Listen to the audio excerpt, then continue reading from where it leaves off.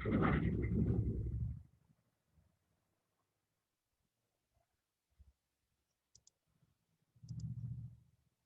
येतोय माझा? हो ma'am. Okay.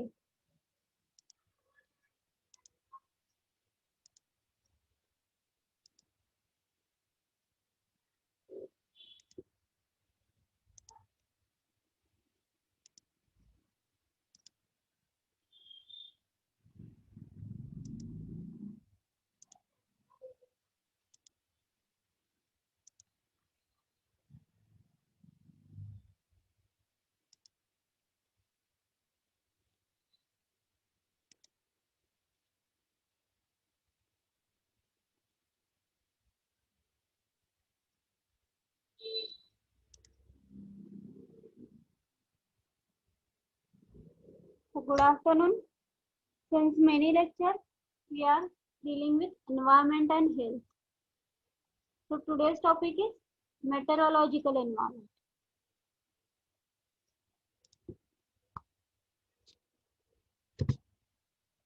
So what are objectives?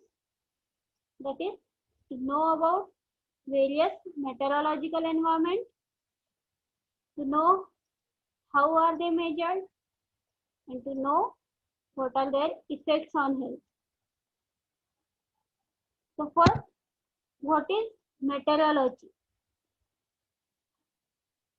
So meteorology is a branch of science concerned with process and phenomena of atmosphere. So it is the branch of science concerned with process and phenomena of atmosphere, especially as a means of forecasting the weather. So it is the science of process and phenomena of atmosphere, especially the forecasting the weather. So what it includes? The elements which comprise the meteorological environment are atmospheric pressure, air temperature, humidity, rainfall, direction and speed of wind, movements of clouds, and character of weather. So what meteorological environment includes? It includes atmospheric pressure, air temperature, humidity, rainfall, direction and speed of wind, movement of clouds, and character of weather. Means this environment means the all factors or all elements which are showing us what is weather. It may be winter, rainy or summer.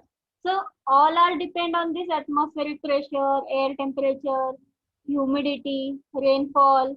So all this decide what would be the weather. So we'll see one by one.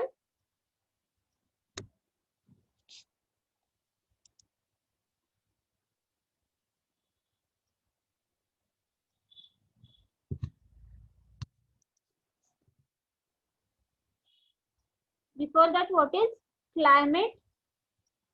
It is a geographical concept representing a summation of whole range of meteorological environment. That is, it may be rainy, it may be summer season, it may be winter season. So climate is the geographical concept representing a summation of whole range of meteorological environment.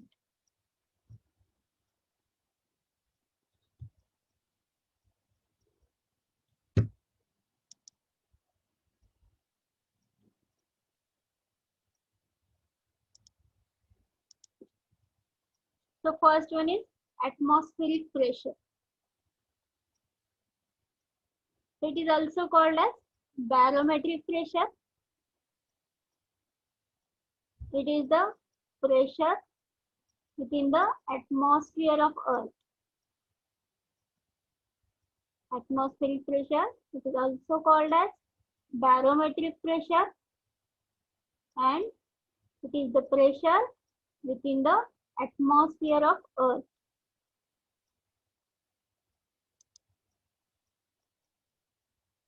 Pressure at Earth's surface close to the sea level averages 760 mm of Hg. That is, it is called as 1 atmosphere of pressure.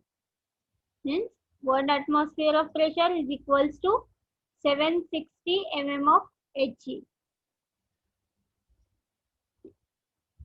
As pressure decreases, as altitude increases, pressure decreases. And as altitude decreases, pressure increases. So at the level of sea, the atmospheric pressure is 760 mm of Hg. That is 1 atmosphere of pressure. Man is physiologically adapted to live at 760 mm of Hg pressure or close to it.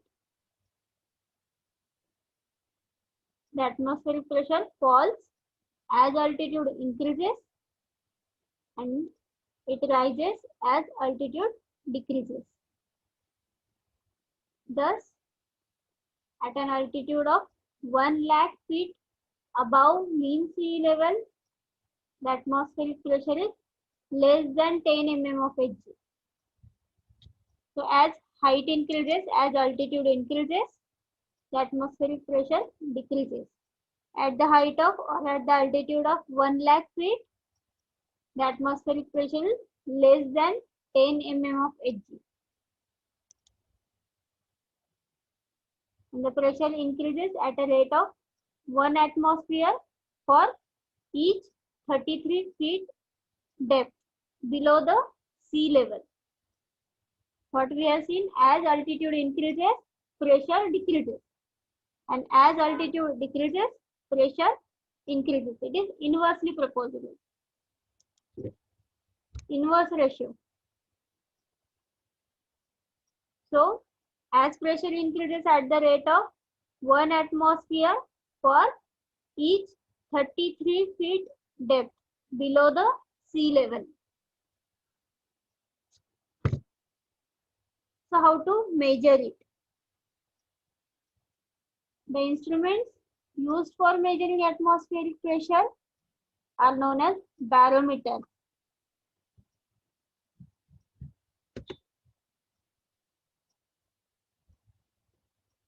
The instrument used for measuring atmospheric pressure is known as barometer, and it is of 3 types.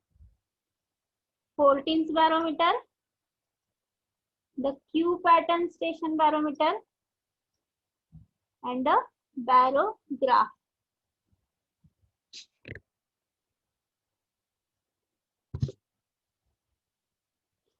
Q pattern station barometer, it is the barometer which is widely used by the Indian Meteorological Department for measuring the atmospheric pressure. It is very commonly used. It is present in our department.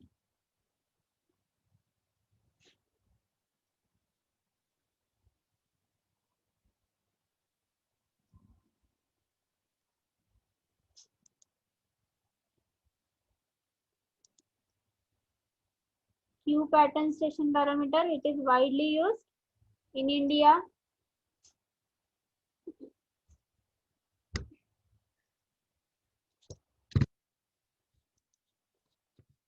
Next is barograph. Barograph is an instrument for obtaining a continuous record of atmospheric pressure. You can see in the image, it includes graph like ECG paper. It has paper. It is a circular box, the walls of which collapse and distend when the atmospheric pressure rises or falls.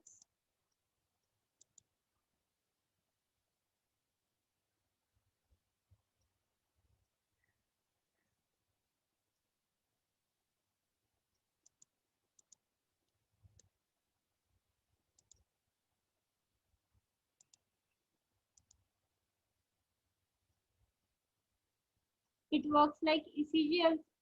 ECG.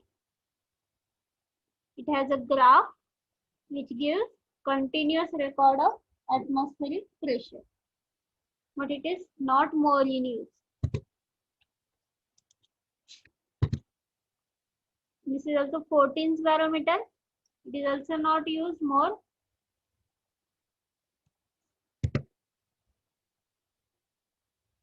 Then what? This atmospheric pressure has effects on our health.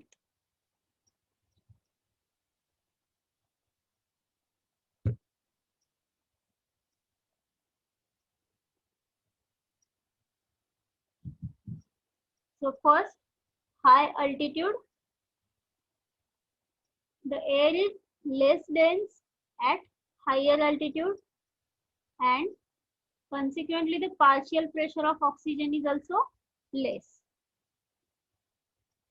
As we go high, atmospheric pressure decreases and air is also dense, and here oxygen is also less.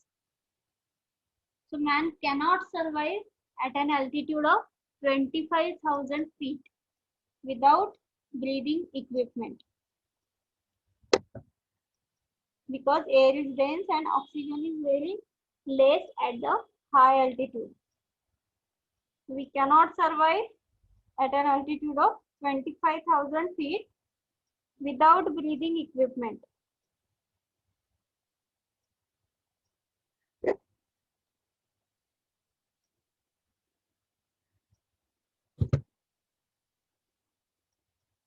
When man is exposed to low pressure, that is at high altitude, there are some physiological effects like increase in respiration,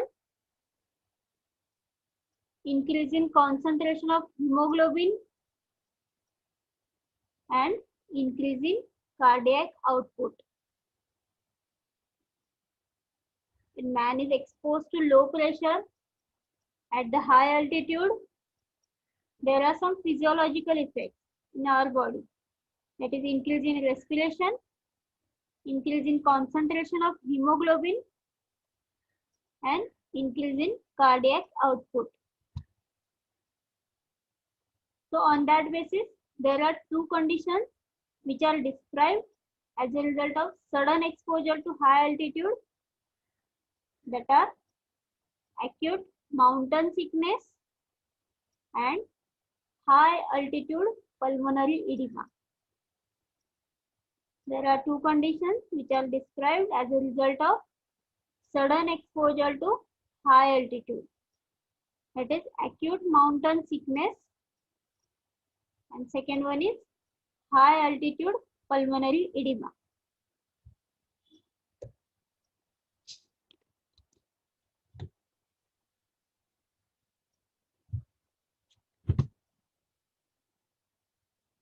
So first is acute mountain sickness. It is relatively common, harmless, and transient condition. Transient means reversible. So it is a very common, it is harmless and transient condition. And it is characterized by headache, insomnia, breathlessness, nausea, vomiting, and impaired vision.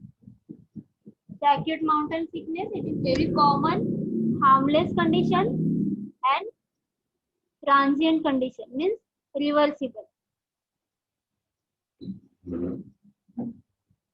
So the symptoms includes headache, insomnia, breathlessness, nausea, vomiting, and impaired vision.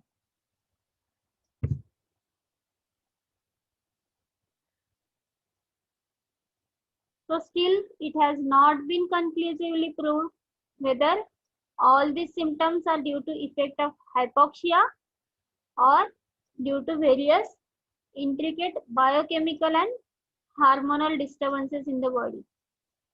So still it is not proved.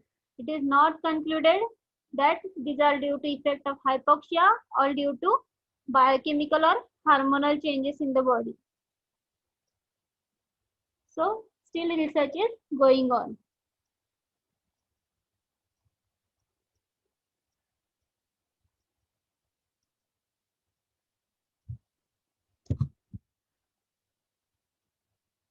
Then second one is high altitude pulmonary edema.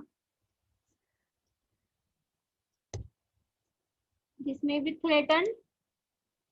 The symptoms generally appear on about third day at high altitude. Means initially there may be only mountain sickness, acute mountain sickness. But after that, the symptoms of pulmonary edema starts at the third day at high altitude. When pulmonary edema develops, the patient develops symptoms like cough. He may experience irregular or Cheyne-Stokes breathing. There may be oliguria, decrease in urine quantity, mental confusion, hallucination, stupor, seizures, and coma. So, this may be threatened. So, at the high altitude, the symptoms of pulmonary edema starts at the third day. And symptoms are like cough, irregular or Cheyne-Stokes breathing, oliguria, mental confusion, hallucinations, stupor, seizures, and coma.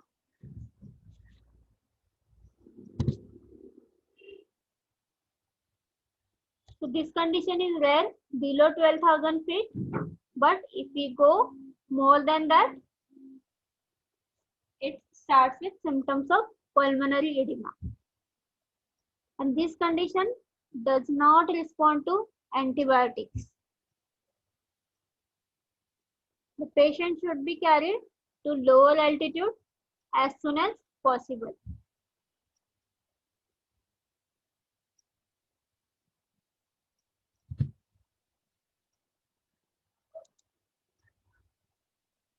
So in high altitude pulmonary edema,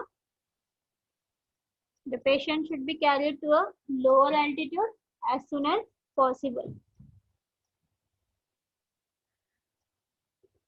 Then what happens when we expose to low altitude?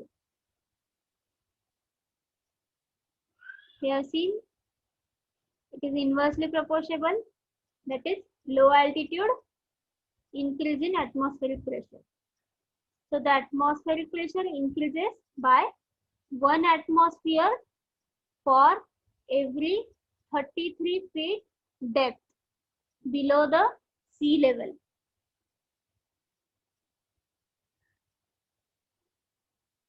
The greatest depth so far reached are equivalent to 10 atmospheres.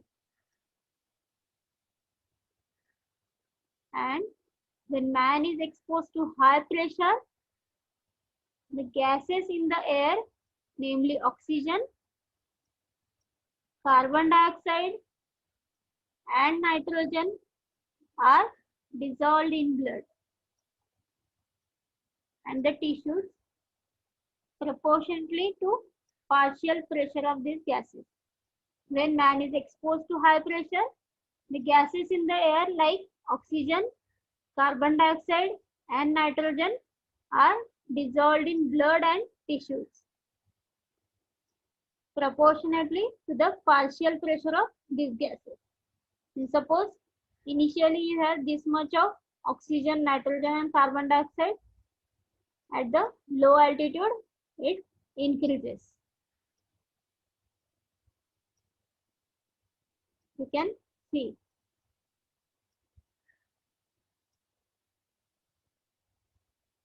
So what happens when there is excess of nitrogen, carbon dioxide or oxygen in our body?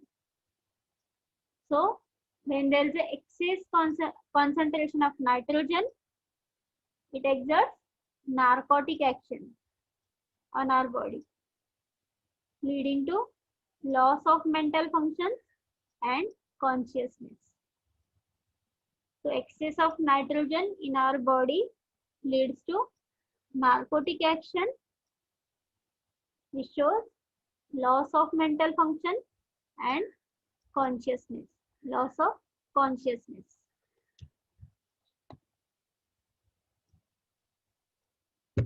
When there is excess of carbon dioxide, it also increases narcotic action of nitrogen. Means only nitrogen is having narcotic action, but when there is a increased carbon dioxide, it also adds up in narcotic action of nitrogen. And when there is excess of oxygen in our body, it can lead to convulsions and death. So see, there is no need of excess oxygen also. So when there is excess of oxygen in our body, it leads to convulsions and death. So diagrammatic presentation, increase in nitrogen and carbon dioxide leads to narcotic action, which leads to loss of mental functions and unconsciousness. And if there is an increase in oxygen level, it leads to convulsions and death. And when the person comes up to the surface, the gases which are dissolved in the blood under pressure are released and causes air embolism, the effects of which are very fatal. It may lead to convulsion, death, coma. So when the person comes up to the surface from low altitude, the gases which are dissolved in the blood under pressure are released and can cause air embolism, and effects of which are very fatal.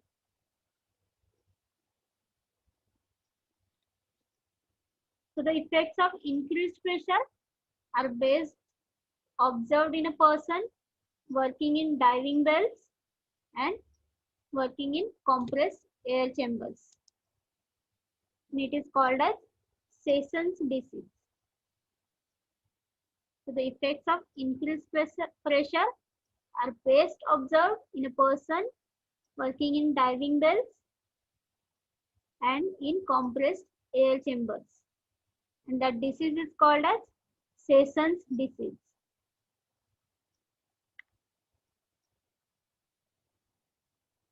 So these are effects of high altitude. We'll revise in short.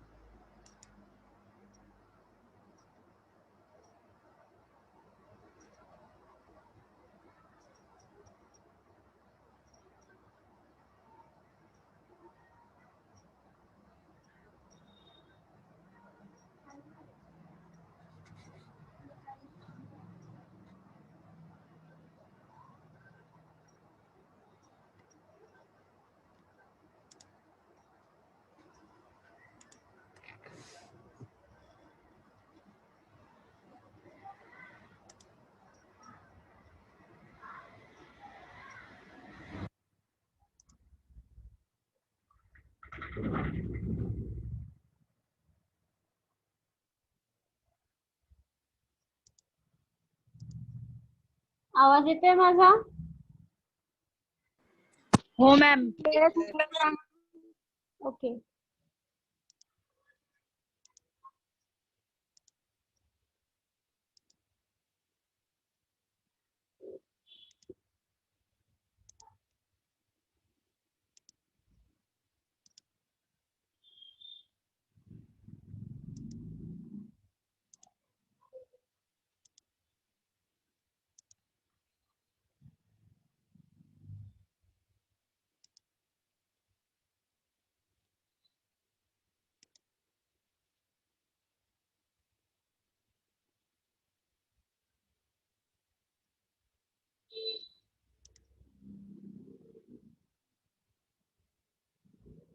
So good afternoon. Since many lectures, we are dealing with environment and health. So today's topic is meteorological environment.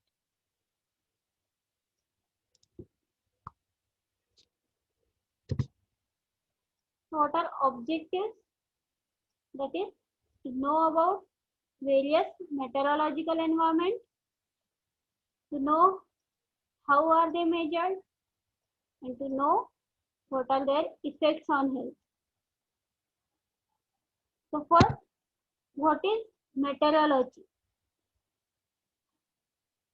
So meteorology is a branch of science concerned with process and phenomena of atmosphere. So it is the branch of science concerned with process and phenomena of atmosphere, especially as a means of forecasting the weather. So it is the science of process and phenomena of atmosphere, especially the forecasting the weather. So what it includes? The elements which comprise the meteorological environment are atmospheric pressure, air temperature, humidity, rainfall, direction and speed of wind, movements of clouds, and character of weather. So what meteorological environment includes? It includes atmospheric pressure, air temperature, humidity, rainfall, direction and speed of wind, movement of clouds, and character of weather. Means this environment means the all factors or all elements which are showing us what is weather. It may be winter, rainy or summer. So all are depend on this atmospheric pressure, air temperature, humidity, rainfall. So all this decide what would be the weather. So we'll see one by one.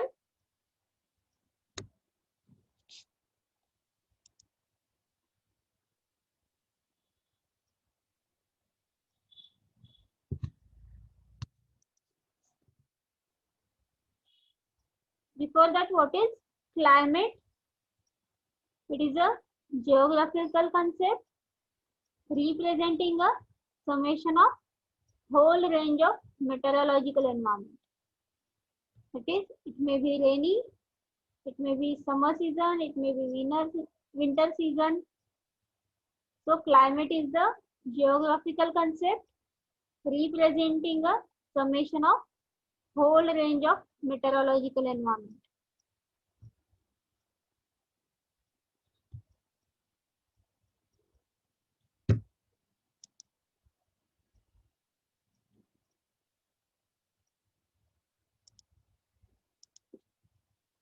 So first one is atmospheric pressure. It is also called as barometric pressure. It is the pressure within the atmosphere of Earth. Atmospheric pressure, it is also called as barometric pressure, and it is the pressure within the atmosphere of Earth.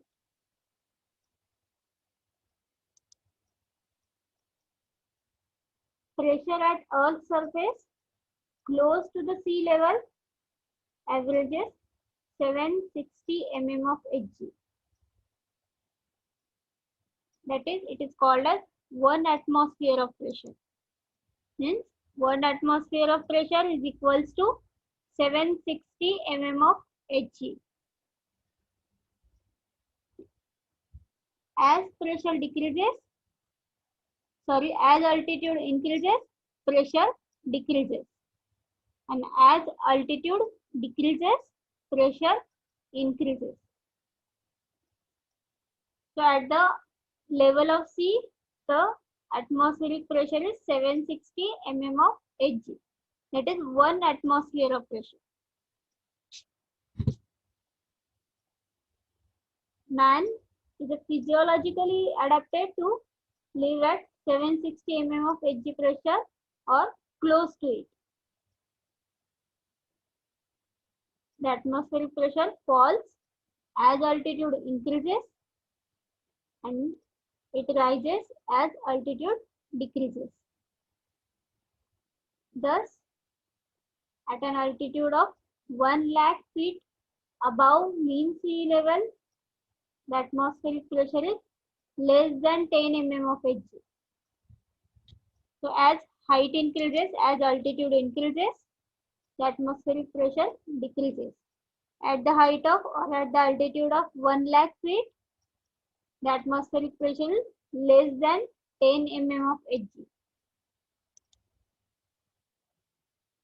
And the pressure increases at a rate of 1 atmosphere for each 33 feet depth below the sea level. What we have seen, as altitude increases, pressure decreases. And as altitude decreases, pressure increases. It is inversely proportional. Inverse ratio. So, as pressure increases at the rate of 1 atmosphere for each 33 feet depth below the sea level. So, how to measure it? The instruments used for measuring atmospheric pressure are known as barometer.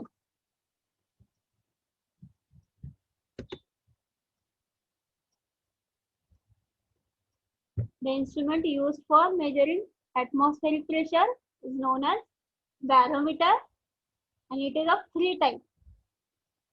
Fortin's barometer, the Q pattern station barometer, and the barograph.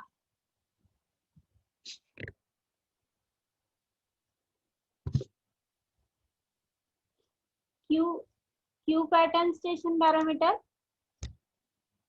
it is the barometer which is widely used by the Indian Meteorological Department for measuring the atmospheric pressure. It is very commonly used. It is present in our department.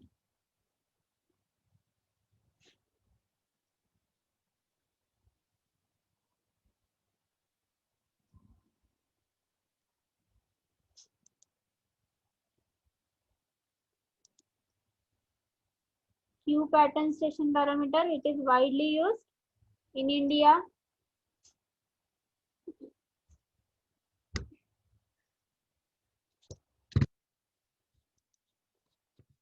Next is barograph. Barograph is an instrument for obtaining a continuous record of atmospheric pressure. You can see in the image, it includes graph like ECG paper. It has paper.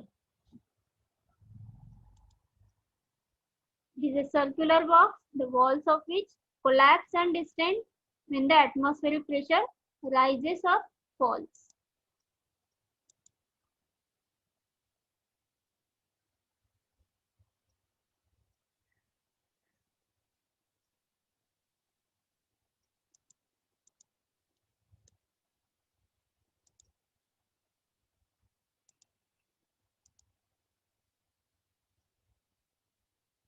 It works like ECG. ECG. It has a graph which gives continuous record of atmospheric pressure, but it is not more in use. This is also 14th barometer. It is also not used more.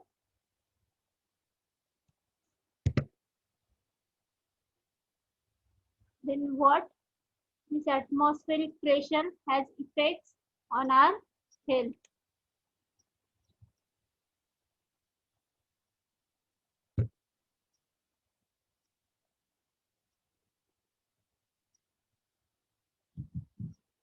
So first, high altitude. The air is less dense at higher altitude, and consequently the partial pressure of oxygen is also less. As we go high, atmospheric pressure decreases and air is also dense, and here oxygen is also less. So man cannot survive at an altitude of 25,000 feet without breathing equipment, because air is dense and oxygen is very less at the high altitude. We cannot survive at an altitude of 25,000 feet without breathing equipment.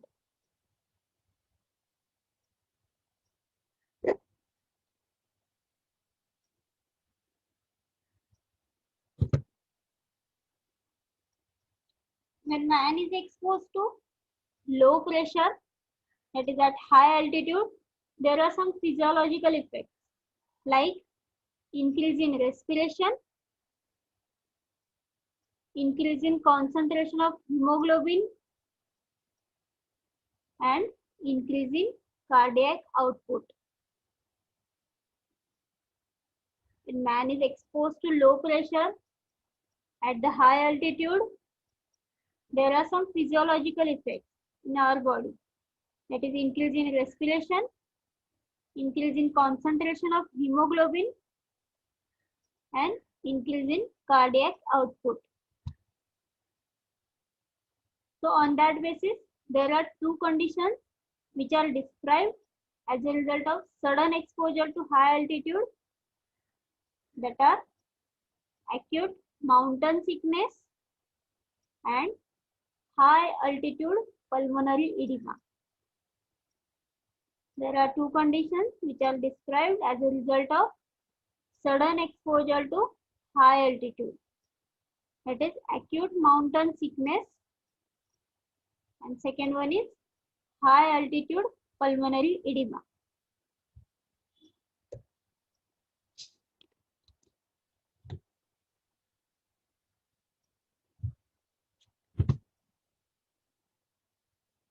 So first is acute mountain sickness. It is relatively common, harmless, and transient condition. Transient means reversible. So it is a very common, it is harmless and transient condition. And it is characterized by headache, insomnia, breathlessness, nausea, vomiting, and impaired vision. The acute mountain sickness, it is very common, harmless condition and transient condition, means reversible. So the symptoms includes headache, insomnia, breathlessness, nausea, vomiting, and impaired vision.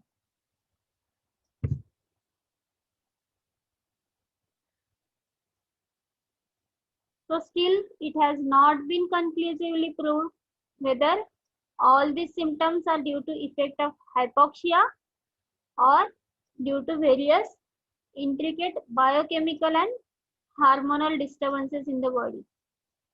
So still it is not proved. It is not concluded that these are due to effect of hypoxia or due to biochemical or hormonal changes in the body. So still research is going on.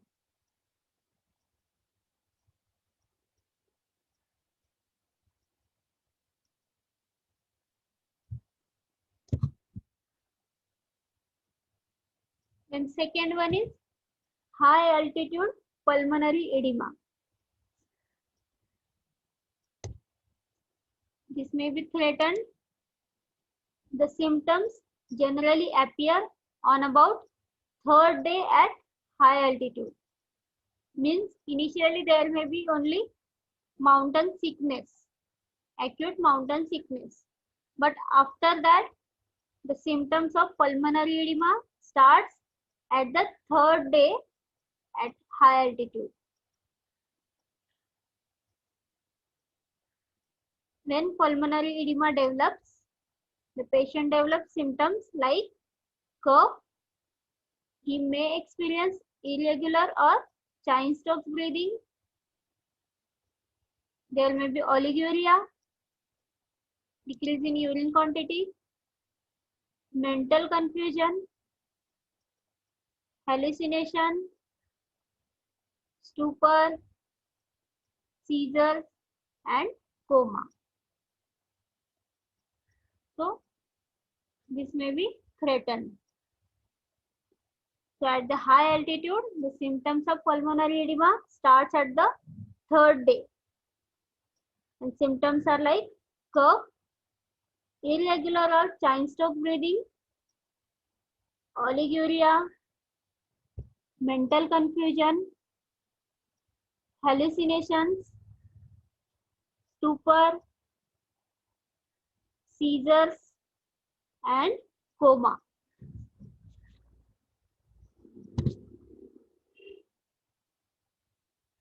So this condition is rare below 12,000 feet, but if we go more than that, it starts with symptoms of pulmonary edema. And this condition does not respond to antibiotics. The patient should be carried to lower altitude as soon as possible.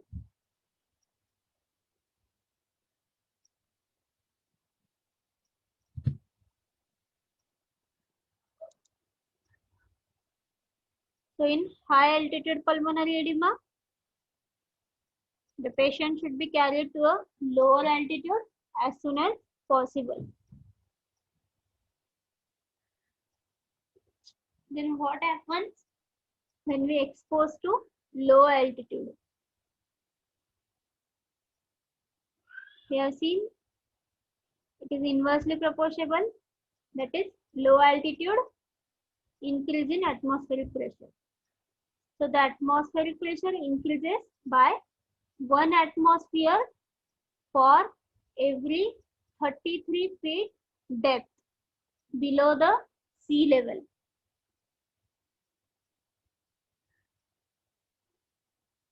The greatest depth so far reached are equivalent to 10 atmospheres. And when man is exposed to high pressure, the gases in the air, namely oxygen, carbon dioxide, and nitrogen, are dissolved in blood and the tissues proportionately to partial pressure of these gases. When man is exposed to high pressure, the gases in the air like oxygen, carbon dioxide, and nitrogen are dissolved in blood and tissues proportionately to the partial pressure of these gases. And suppose initially you have this much of oxygen, nitrogen, and carbon dioxide. At the low altitude, it increases. You can see.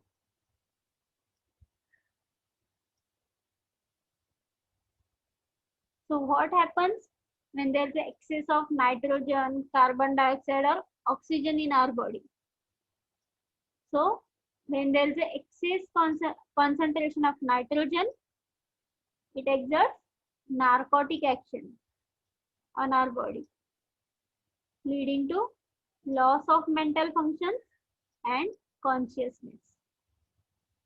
So excess of nitrogen in our body leads to narcotic action, which shows loss of mental function and consciousness, loss of consciousness.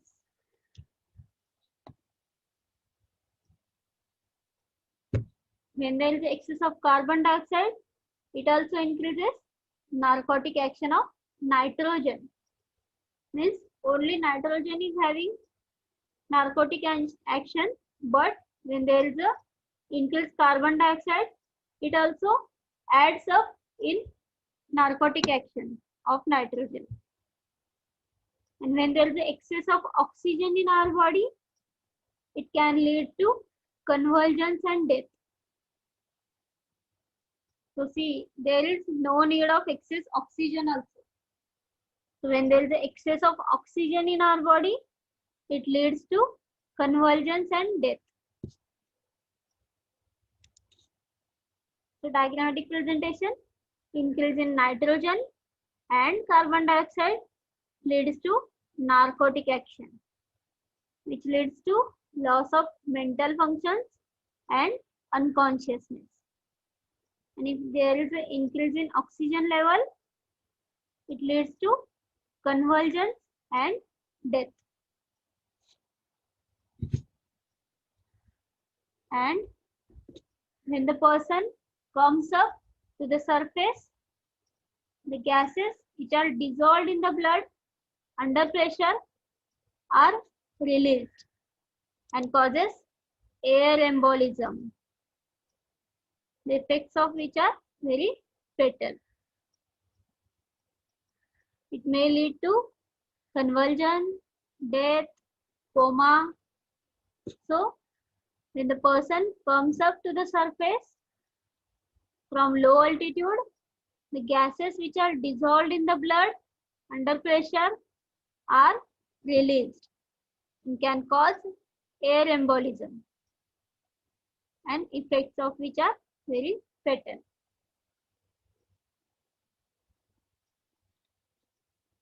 So the effects of increased pressure are best observed in a person working in diving bells and working in compressed air chambers. And it is called as Sessions disease. So the effects of increased pressure are best observed in a person working in diving bells and in compressed air chambers. And that disease is called as Sessions disease.